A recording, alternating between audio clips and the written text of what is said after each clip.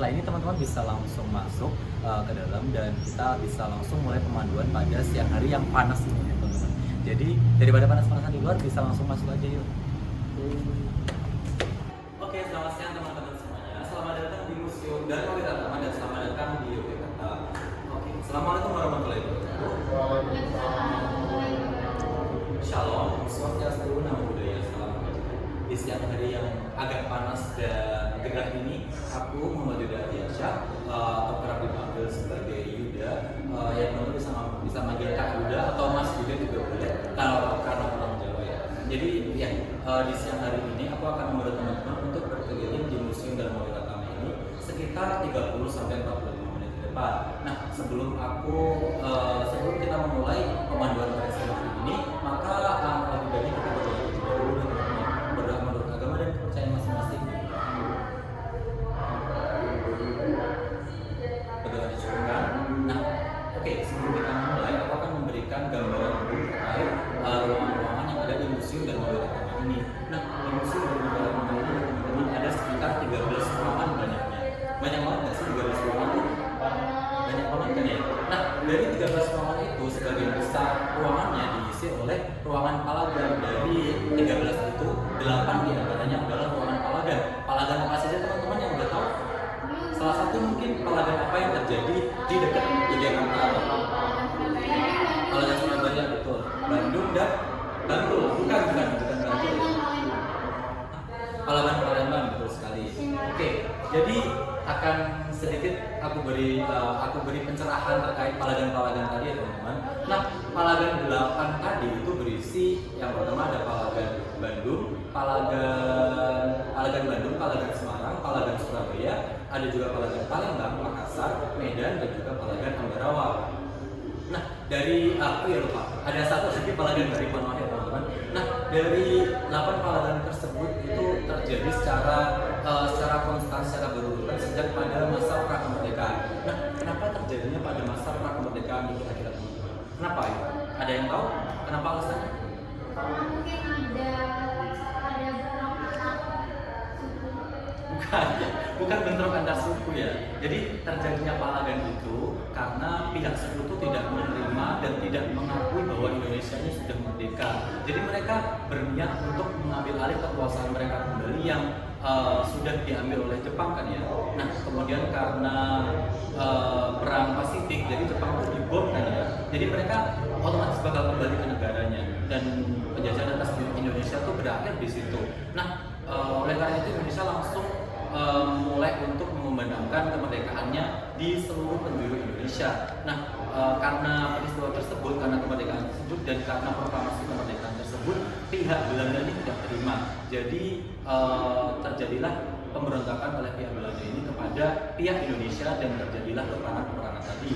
Nah, di museum ini berisi palagan-palagan tersebut dan nantinya sangat menarik kan teman-teman dengan adanya 8 palagan tersebut, betul nggak? Oke, selanjutnya karena sebenarnya teman-teman sudah sangat berhasrat untuk menerima materi dari pemanduan pada siang hari ini, jadi aku akan langsung saja memulai karena teman-teman juga sudah berada di Yogyakarta, jadi nggak afdol mungkin kalau nggak tahu sejarah dari Yogyakarta itu sendiri. Nah, Yogyakarta ini sudah berumur sekitar 200 tahun, ya. Baru berapa abad ya? 200 tahun, betul, ya sekitar 200 tahun ya teman-teman. Jadi jauh sebelum kemerdekaan Indonesia, Yogyakarta ini sudah menjadi negara maju dan negara berdiri yang sudah makmur dan sudah diakui oleh dunia umum, sudah diakui oleh dunia secara luas. Jadi semenjak perjanjian Giyanti pada sekitar kalau nggak salah 1755 itu Yogyakarta sudah menjadi negara yang merdeka. Nah, pada saat perjanjian Giyanti kan kerajaan Mataram dibagi jadi dua kan teman-teman. Jadi siapa yang tahu nih kerajaan Mataram dibagi jadi dua, kerajaan apa aja? Solo disebut apa? Betul, kerajaan Kasunanan Surakarta dan juga Kesultanan Ngayogyakarta. Nah, Kesultanan Ngayogyakarta itu dipimpin oleh siapa? Betul, Sri Sultan Hamengkubuwono dan ya gelarnya yang panjang itu saya lupa. Nah, intinya kerajaan Kesultanan Ngayogyakarta itu dipimpin oleh Sri Sultan Hamengkubuwono dan juga diwakili oleh Pangeran Pakualam. Nah, singkat cerita kita time skip, kita lompat ke tahun 1945 setelah Indonesia memproklamasikan kemerdekaannya. Pada masa itu nih kan Yogyakarta ini gabung sebagai salah satu provinsi di Indonesia. Nah, otomatis sultan dan juga wakilnya itu diangkat menjadi gubernur dan juga wakil gubernur, betul sekali. Dan setelah masa itu sebetulnya karena Indonesia masih awal-awal kemerdekaan, jadi banyak dana, banyak apa ya kasarnya, kayak dana yang dibutuhkan oleh negara untuk membangun konstitusi, untuk membangun diplomasi dengan negara lain itu masih sangat minim. Ibaratnya seperti perusahaan startup gitu, teman-teman. Jadi Indonesia itu ibarat negara yang masih startup, jadi masih butuh dana dari investor-investor. Nah, investornya itu adalah Kesultanan Yogyakarta sekali. Jadi pembangunan dari seperti yang teman-teman tahu, UGM itu juga merupakan dana dari Kesultanan Yogyakarta. Jadi banyak sekali bantuan dana, terutama yang diberikan dari Kesultanan Yogyakarta untuk pemerintah Indonesia. Jadi sejarah dari itu tuh sangat penting untuk dipelajari, dan kita sebagai warga Indonesia pada umumnya tidak boleh melupakan jasa Kesultanan Yogyakarta kepada kemerdekaan Indonesia yang seperti yang sudah saya jelaskan tadi sangat berpengaruh dan berperan banyak banget, teman-teman. Nah, setelah kita tahu dari sejarah tadi, teman-teman udah pada mungkin nggak sih kalau sejarah itu memang benar-benar penting banget? Itu nggak betul? Betul apa betul? Betul, sejarah itu sepenting itu, memang boleh sepenting itu. Sepenting itu sejarah. Jadi karena pentingnya sejarah tadi, jadi sejarah itu sangat harus untuk disimpan dalam suatu misal prasasti atau mungkin buku atau mungkin yang sedang teman-teman kunjungi saat ini, yaitu apa namanya, lokasi yang sedang teman-teman kunjungi, itu museum. Jadi salah satu tempat menyimpan sejarah itu adalah museum. Nah, benar.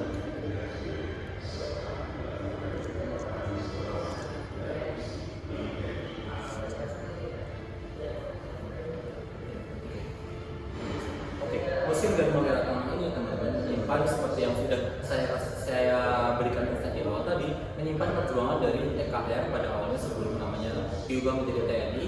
Dan ya, di museum ini terjadi banyak peristiwa-peristiwa yang patut untuk dikenal dan dijadikan pelajaran bagi kita. Seperti halnya pada masa sebelumnya sejarah dari gedung ini ya, teman-teman, mungkin. Jadi gedung ini tuh dulunya dipakai oleh Residen Belanda di daerah DIY dan juga Jawa Tengah sebagai tempat untuk menyimpan seperti kekayaan perkebunan yang mereka rampas dari daerah Yogyakarta dan juga daerah Jawa Tengah, teman-teman. Jadi residennya itu di sini. Dan selanjutnya pada masa pemerintahan Jepang, pemerintahan Jepang itu menggunakan gedung ini sebagai markas pusat mereka, sebagai markas pusat TNI mereka, bukan TNI sih sebenarnya, tapi kayak tentara yang Jepang ketika menjajah di daerah Yogyakarta itu markas pusatnya berada di sini, teman-teman. Jadi dari peristiwa itu saja, dari beberapa peristiwa itu saja sudah dapat disimpulkan bahwa gedung ini itu menyimpan banyak sekali sejarah yang tentunya sangat bersejarah dan sangat penting sekali untuk kita pelajari. Jadi di museum ini juga terdapat kisah dari Jenderal Sudirman, Panglima Besar Sudirman, yang pernah menjabat sebagai Panglima Besar Kepemimpinan TNI atau TKR pada dulunya, dan markas kerjanya ada di sini. Jadi kita bisa langsung mengunjungi ruangan kerja beliau.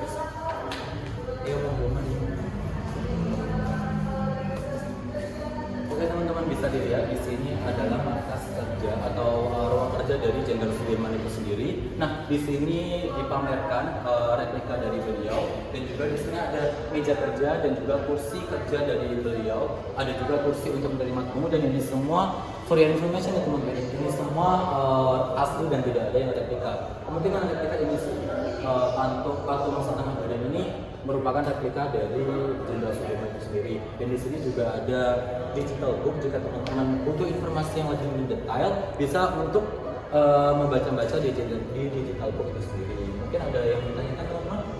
Belum ada. Jadi kalau belum ada kita bisa next ke ruangan kolonel level terus. Oke teman-teman, saat ini kita sedang berada di ruang kerja dari Legend Urip Sumoharjo. Pada masa beliau menjabat sebagai ketua staf umum dari TKR itu sendiri. Nah, dulunya ketika beliau menjabat sebagai kepala staf TKR atau wakil dari Jenderal Sudirman itu, beliau berada di ruangan ini teman-teman. Jadi untuk menerima kamu di sini ada meja beliau, meja dan kursi untuk menerima kamu ketika ada lawatan mungkin dari pemerintah Indonesia atau mungkin dari lawatan dari pemerintah luar negeri, itu diterimanya di sini teman-teman. Jadi ini sudah diduduki oleh orang-orang penting di dunia. Jadi ini sangat bersejarah sekali. Dan di sini juga ada meja kerja beliau, ada juga telepon untuk menelepon tentunya, ada juga telepon untuk berkomunikasi dengan rekan-rekan kerja dan juga kolega-kolega di masa ketika beliau menjabat itu sendiri.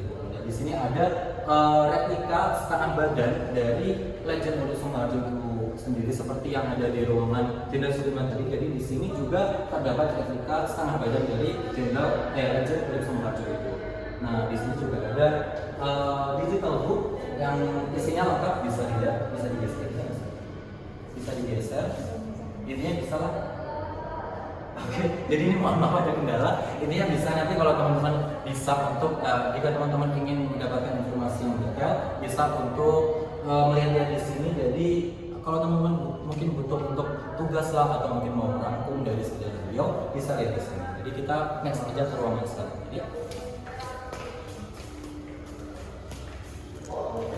Oh iya, mohon maaf teman-teman, tadi lupa untuk memberitahukan bahwa jika teman-teman membutuhkan toilet ada di depan, di samping lokasi itu ada satu toilet di depan dan di sana juga ada handle-nya. Jadi jangan takut untuk terpeleset atau terjadi hal yang tidak diinginkan. Dan di belakang juga ada toilet di samping musola, dan itu juga sekaligus memberitahukan teman-teman bahwa di situ terdapat musola. Jadi jika teman-teman ingin sholat atau ingin ibadah yang lain lah, intinya untuk ibadah umat muslim, jika teman-teman ingin beribadah bisa untuk pakai musola di belakang. Dan ya, kita di sini telah sampai di garis besar terkait sejarah dari Pahlawan yang terjadi, sejarah dari TNI yang ada di Indonesia ya teman-teman. Jadi di sini merupakan sama seperti yang udah aku jelasin tadi, di sini tuh kayak garis besarnya. Jadi di depan tuh kita sudah dikasih tahu apa yang akan kita jelajahi selama kita berada di museum ini. Jadi bisa dilihat teman-teman, ada replika-replikanya, ada infografisnya yang bisa teman-teman baca. Jadi sudah ada info yang jelas terkait dari sejarah TNI itu sendiri. Bisa teman-teman mungkin.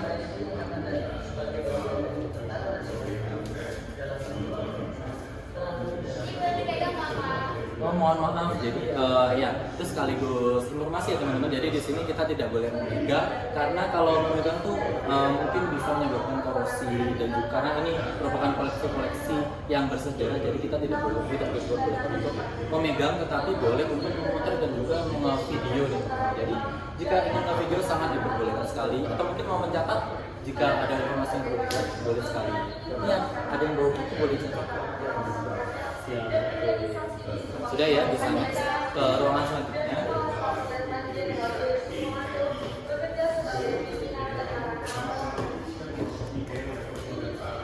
Oke, saat ini kita sedang berada di ruangan di diorama Pahlawan Semarang teman-teman. Jadi ketika Sekutu mendarat di Semarang pada 20 Oktober 1945 ini, jadi masih sangat dekat sekali dengan kemerdekaan Indonesia pada masa itu. Jadi tentunya tentara Indonesia di Semarang ini tidak terima dengan ingin Sekutu yang ingin menduduki kembali Semarang dari tangan Indonesia yang sudah merdeka. Jadi salah satu tokohnya yaitu MT Haryono ini merupakan salah satu tokoh pejuang yang ada yang memperjuangkan Pahlawan Semarang ini teman-teman. Jadi bisa dibaca di sini sudah dilengkapi dengan infografis, sudah dilengkapi mural dan juga replika seperti ini. Jadi sudah cukup jelas sepertinya. Jika ada yang ditanyakan bisa untuk mengacungkan tangan dan mengatakan pertanyaan. Oke, kita next ke ruangan selanjutnya.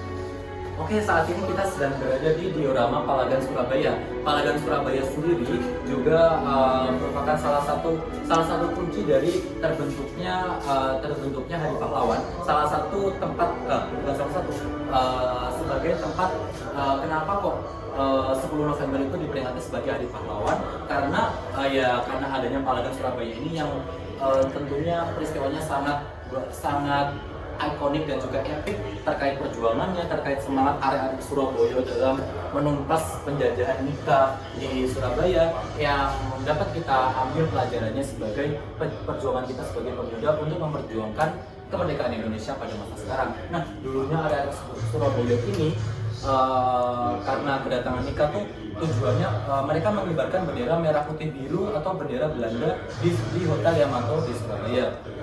Jadi otomatis arek Surabaya tidak terima dong dengan dikibarkannya bendera tersebut, karena posisi Indonesia sudah merdeka dan harusnya bendera yang berkibar adalah apa?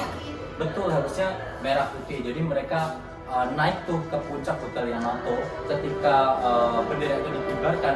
Jadi mereka menyobek warna biru di situ untuk agar bendera menjadi bendera merah putih, sehingga hanya bendera Indonesia yang boleh berkibar sebagai bentuk kemerdekaan Indonesia. Nah, ketika Palagan Surabaya juga Sekutu itu mengeluarkan ultimatum untuk pejuang-pejuang yang ada di Surabaya untuk menyerahkan semua senjata mereka kepada pemerintah dari Belanda. Jadi mereka tuh nggak mau kita punya senjata gitu intinya. Jadi mereka ingin menguasai Surabaya secara menyeluruh dan tidak ada penyerangan. Tapi area Surabaya ini tidak mau, dan juga ada tokoh yang terkenal. Siapa namanya teman-teman Palagan Surabaya? Ini fotonya. Siapa namanya ini? Bisa dibaca? Bung Tomo. Betul, Bung Tomo. Atau yang terkenal dengan pidatonya seperti yang teman-teman tahu, pidatonya yang merdeka atau mati itu pidato dari Bung Tomo. Jadi dia tuh memperjuangkan dan meraih apa ya, kayak memberikan semangat dan mental dari area Surabaya untuk ikut serta dalam perjuangan melawan Sekutu Nika di Surabaya. Ini Allahu Akbar, merdeka atau mati. Jadi itu pidato yang sangat ikonik dari beliau. Kita bisa next ke ruangan berikutnya.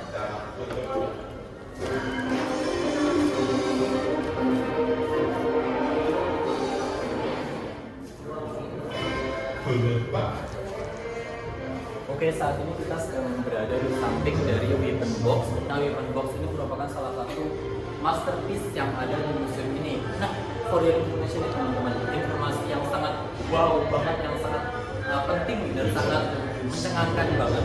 Karena weapon box ini hanya ada 3 di dunia, dan salah satunya itu ada di Indonesia dan di museum ini, dan ada di samping teman-teman nih teman-teman. Jadi ini boleh, ya ini semuanya asli ya teman-teman. Kecuali bangun runcingnya ini merupakan replika, jadi karena nggak mungkin ya udah laku kalau asli. Jadi ini untuk senjatanya semuanya asli, bisa dilihat. Boleh, kalau ini boleh.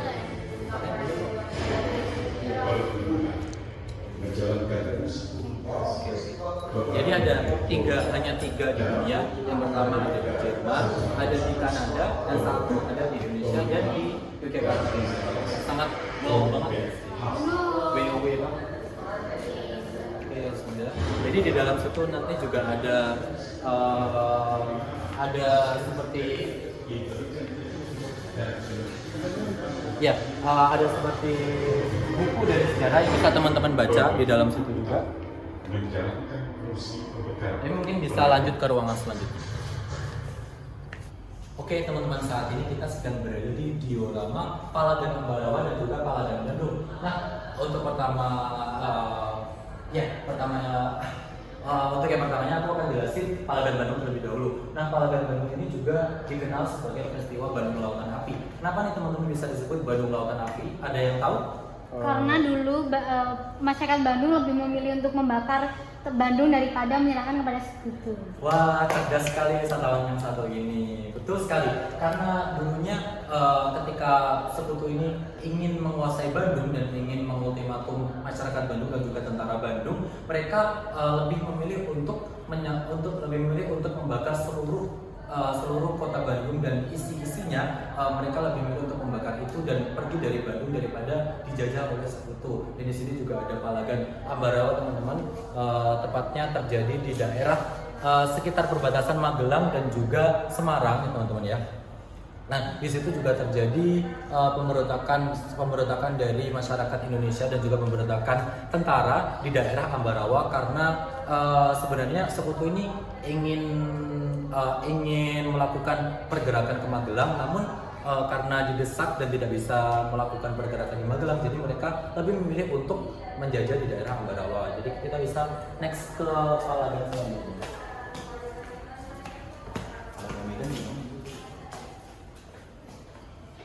Oke, saat ini kita sedang berada di Palagan Medan. Nah, di Palagan Medan ini juga peristiwanya hampir sama dengan Palagan-Palagan yang lainnya karena terdapat pemberontakan dari masyarakat Indonesia karena tidak terima akan datangnya sekutu dan ingin untuk menduduki daerah Medan pada masa itu. Dan salah satu tokoh yang paling terkenal di Palagan Medan ada di sini namanya Ahmad Thohir, dan dari sekutu dari Belanda itu dipimpin oleh Brigjen T.D. Kelly.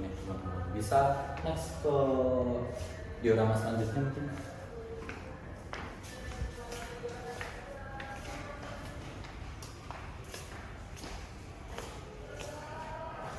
Oke teman-teman, saat ini kita sedang berada di Palagan Bali atau lebih dikenal sebagai Puputan Margarana.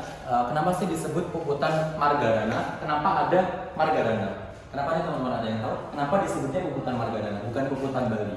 Karena mungkin pahlawannya. Kurang tepat? Nama perangnya perang Puputan. Bukan, ini maksudnya nama Margarana. Nama Margarana. Daerahnya.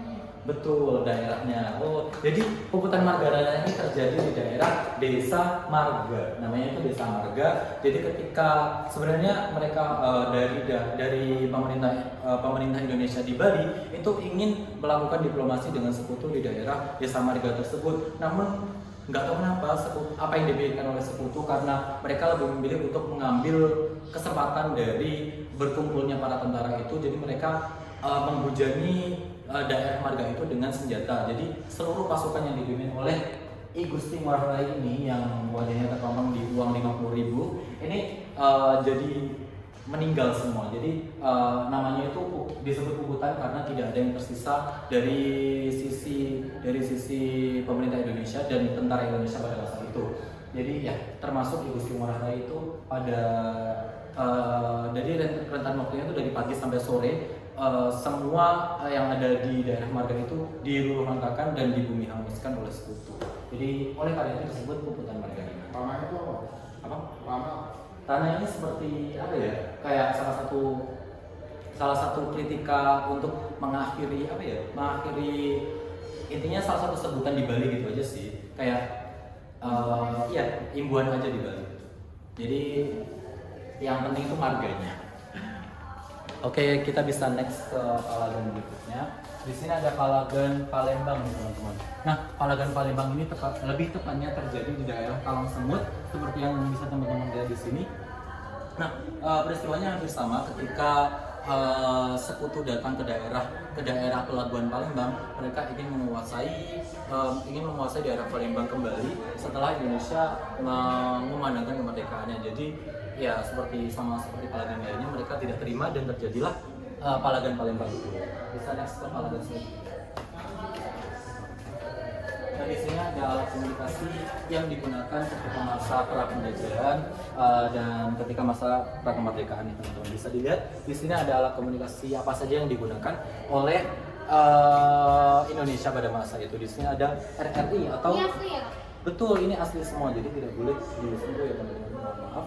Di sini ada Radio Republik Indonesia, itu RRI kebanyakan. Banget kak radionya. Betul, gede banget karena dulu perlu komponen-komponen yang gede, belum bisa diperkecil seperti sekarang. Oke.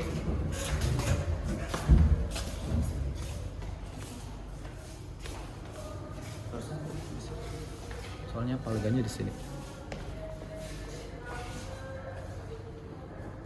Oke, saat ini kita sedang berada di diorama Palagan Semarang. Nah, sorry. Oke, saat ini kita sedang berada di diorama Palagan Makassar. Nah, Palagan Makassar ini merupakan salah satu peristiwa palagan yang paling mengerikan karena dalam kurun waktu kurang dari 1 bulan itu sekitar 40.000 pejuang Indonesia meninggal karena dibunuh oleh pasukan Belanda yang dipimpin oleh Westerling. Jadi salah satu sebutan Palagan Makassar ini bisa disebut perang melawan Westerling karena Westerling ini merupakan salah satu jenderal sekutu yang dimiliki oleh Nika yang dikenal akan kekejamannya karena beliau menerapkan sistem yang dimiliki oleh salah satu psikopat pada masa itu yaitu Adolf Hitler. Jadi si Westerling ini juga menerapkan sistem itu. Jadi bisa dibayangkan aja seberapa kejamnya beliau dan juga karena dalam kurun waktu tersebut kurang dari 1 bulan 40.000 orang meninggal. Aku nggak kebayang sih jujur itu seberapa banyak nyawa yang melayang dan bakal dikemanain itu masih jadi tanda tanya yang besar. Kayak saat ini kita sedang berada di serangan umum 1 Maret. Nah, serangan umum 1 Maret ini berbeda, nggak bisa disebut sebagai palagan umum karena serangan umum 1 Maret ini sebagai bentuk kekuatan, sebagai bentuk wujud kekuatan dari TNI Indonesia karena pada masa setelah kemerdekaan mereka ingin menunjukkan bahwa tentara Indonesia itu ada dan mereka itu kuat. Jadi mereka melakukan serangan umum ini sebagai untuk salah satunya tentunya untuk mengusir penjajah dan juga membuktikan kekuatan TNI yang dimiliki oleh Indonesia kepada khalayak umum atau kepada dunia. Oke, kita bisa next ke selanjutnya.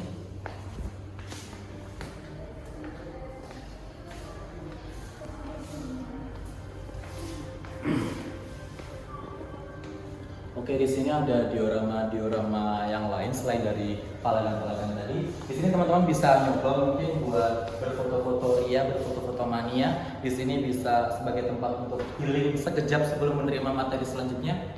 Mungkin bisa healing ini teman ini sudah mandiri ya, sudah mulai menggunakan alat ini. Jadi kita bisa next ke ruangan selanjutnya. Nah, di sini ada diorama operasi TNI AD. Bisa dilihat nih teman-teman ya. Oke, di sini ada peristiwa pengakuan kedaulatan dan di sini juga ada ini nih. Ini namanya apa teman-teman? Yang mejanya bundar ini konferensi apa namanya? Meja bundar. Betul, konferensi meja bundar yang diselenggarakan di Den Haag di daerah Belanda. Jadi pengakuan kedaulatan ini seperti ya intinya bentuk diplomasi Indonesia kepada seluruh dunia bahwa Indonesia ini sudah merdeka dan patut untuk diakui sebagai negara merdeka. Nah, next ke diorama selanjutnya. Di sini teman-teman bisa melihat gom-gom yang lain. Di sini juga ada senjata-senjata. Bisa lihat ya teman-teman, di sini ada senjata yang bentuknya itu nggak lurus. Kalau teman-teman bayangin ini bisa nggak sih buat nembak kalau nggak lurus gini? Tidak. Enggak. Kenapa? Tapi kenapa kok nggak lurus? Kira-kira kenapa? Taktik aja. Bukan ya, bukan taktik. Apa ya kira-kira? Ada yang tahu teman-teman? Bukan, karena keterbatasan pembuatan senjata Indonesia pada masa itu. Jadi seadanya saja mereka itu memungut dari sekutu. Jadi adanya ini ya udah dipakai ini, seadanya aja. Jadi ya udah meskipun adanya kayak gini, yang penting bisa untuk menembak meskipun kurang akurat sih, tapi GTP. Oke, next di sini seperti yang tadi ada bentuk-bentuk pengakuan kedaulatan di Indonesia, ada penumpasan pemberontakan di Jawa Barat, penumpasan pemberontakan di Jawa Tengah, ada bentuk operasi militer di sini juga DITI yang terjadi di Aceh, DITI yang terjadi di Sulawesi, ada juga DITI yang terjadi di Kalimantan, dan juga ada yang terjadi di Blitar. Gimana sih? Intinya di sini sebagai bentuk keinginan kuat dari tentara Indonesia akan kemerdekaan Indonesia itu sendiri. Nah, bisa next teman-teman. Bisa sambil baca-baca boleh, kalau ada yang ditanyakan bisa untuk mengacungkan tangan mungkin. Di sini ada Pak SBY. Pak SBY.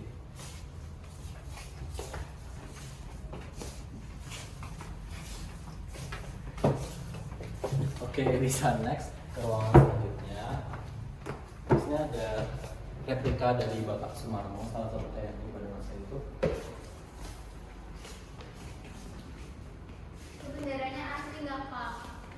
seperti yang sudah dijelaskan tadi ya teman-teman, bahwa seluruh koleksi di sini itu asli kecuali bambu runcingnya tadi. Jadi semua di sini asli, dari asli tanpa no fake intinya, tanpa rekayasa, real no fake.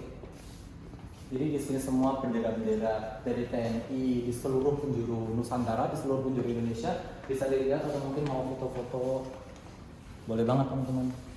Di sini ada lencana yang dimiliki oleh TNI, lencana atau tanda pangkat yang dimiliki TNI pada periode 1947 sampai 1993. Nah, oke, next. Prajurit Sabta Marga hidup dan mati membela Pancasila. Oke, saat ini kita sedang berada di diorama Billy Berkulis PKI. Nah, seperti yang teman-teman tahu bahwa PKI ini merupakan salah satu penjajah atau salah satu pihak yang melakukan perlawanan kepada bangsa Indonesia karena ingin menyebarkan paham komunis. Seperti yang teman-teman tahu juga bahwa paham komunis ini merupakan paham tidak kenal Tuhan. Jadi mereka ini sangat menyimpang dari ideologi bangsa Indonesia, terutama sila pertama yakni ketuhanan yang Maha Esa, teman-teman. Jadi mereka melakukan pembunuhan yang sangat kejam, dan salah satunya adalah pembunuhan kepada Letkol Sugiono yang beliau itu diculik di sini ini, di gedung ini yang dulunya digunakan untuk menculik beliau dan dibawa ke daerah Kentungan, di dekat Ring Road Utara itu yang sekarang merupakan gedung Koramil. Beliau dibunuh di situ oleh oleh komplotan dari PKI tersebut. Kita bisa next ke diorama selanjutnya. Di sini masih sama berisi terkait peristiwa Berkulis PKI sama seperti di sana. Di situ ada replika Jenderal Gatot Subroto, teman-teman bisa dilihat. Oke, kita bisa next ke ruangan di sini.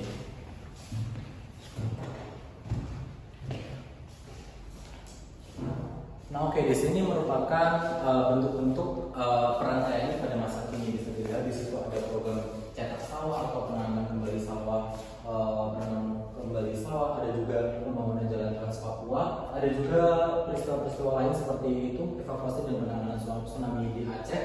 Jadi TNI itu selalu ikut serta dalam peristiwa-peristiwa tersebut. Jadi perjuangannya tidak hanya berhenti pada masa kemerdekaan, namun pada masa sekarang perannya juga sangat penting bagi Indonesia secara keseluruhan, sebagai bentuk pertahanan, sebagai bentuk membantu masyarakat, dan juga fungsi-fungsi lainnya. Bisa lihat teman-teman, mungkin teman-teman ada yang mau foto nih, bisa tak fotoin, mungkin bisa? Ya. Mungkin ada yang mau foto atau ntar aja? Nanti aja. Oke, kita bisa next ke diorama selanjutnya. Nah, di sini ada penangkapan teroris yang juga dilakukan oleh TNI pada masa itu. Ada juga operasi Woila, dan juga di situ ada memori pahlawan. Di situ ada replika setengah badan dari Letkol Slamet Riyadi. Oke, kita bisa next ke diorama selanjutnya. Nah, di sini ada peran TNI yang juga sangat penting sekali, yaitu sebagai salah satu bentuk perjuangan ke luar negeri. Jadi mereka tidak hanya berjuang di dalam negeri, namun juga melakukan perjuangan lintas negara, across the line menuju ke luar negeri ini, teman-teman. Jadi nambah penting banget peran TNI untuk kemerdekaan Indonesia. Nah, di sini ada peran-peran yang lain bisa dibaca teman-teman dengan infografis yang tentunya sudah jelas. Di sini teman-teman bisa dibaca perjuangan TNI pada masa sekarang. Oke, mungkin bisa next.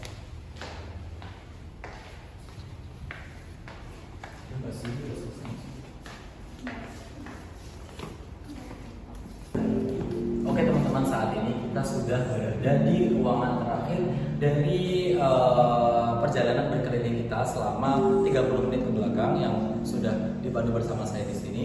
Jadi sebelum saya menutup pemanduan pada siang hari ini, saya mohon maaf yang sebesar-besarnya bila mana ada kata yang kurang berkenan, apabila ada kata yang salah atau informasi yang mungkin miss saya ucapkan. Jadi teman-teman bisa mengkoreksi saya dan bisa melakukan dan nanti akan saya kirimkan G-form kepada teman-teman sebagai bentuk saran dan juga kritik kepada saya. Nah, di sini juga ada kotak kritik dan saran kepada Museum Dharma Wiratama. Teman-teman bisa isi nantinya. Dan mungkin sekian aja. Di sini juga ada foto booth jika teman-teman habis ini mungkin bisa foto-foto bareng nih. Jadi mungkin sekian dari saya. Pemandu teman-teman pada siang hari ini saya Yuda dari Bisnis Perjalanan Wisata Universitas Gadjah Mada. Mohon maaf yang sebesar-besarnya bila ada salah. Oke, sekian saja. Wassalamualaikum warahmatullahi wabarakatuh. Terima kasih.